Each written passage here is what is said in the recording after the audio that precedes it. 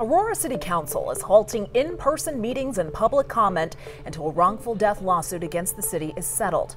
Thank you for staying with us. For Denver 7 News at 5, I'm Jessica Porter. And I'm Micah Smith. The family of Kilyn Lewis filed a lawsuit last month against the city and the police officer who killed him. Aurora police shot and killed Lewis in May of last year while trying to arrest him.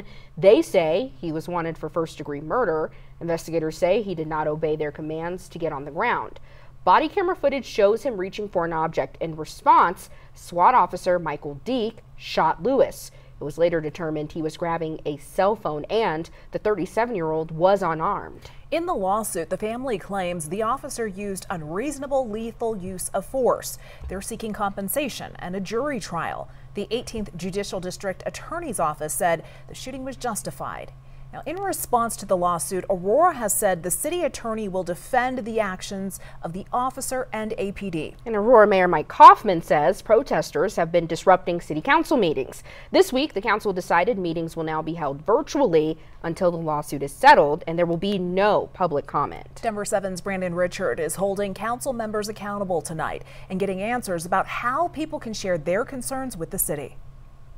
Well, for months now, the Aurora City Council has been looking for a way to deal with these ongoing protests over the death of Kilyn Lewis.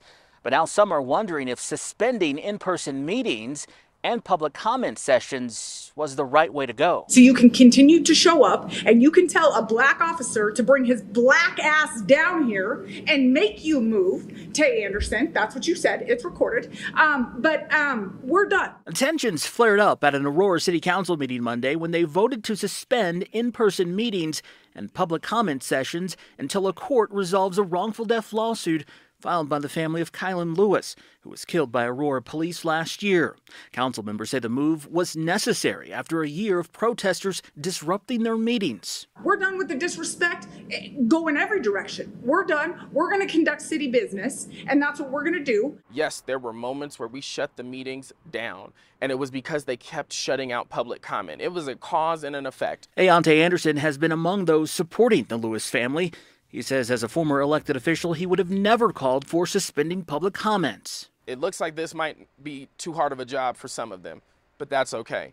The voters have the opportunity to send some new leadership this November. Allison Coombs was one of 3 council members against the change. The council majority has determined that they would like to find any means necessary to shut those folks down. The Colorado Freedom of Information Coalition, which advocates for government transparency, says open meeting laws don't require meetings to be in person and says each public body gets to set its own rules when it comes to public comments. They could also choose not to have public comment at all, but that is something that is inherently going to be unpopular. Now, if you're an Aurora citizen who's concerned about these changes the council made, I want to hear from you.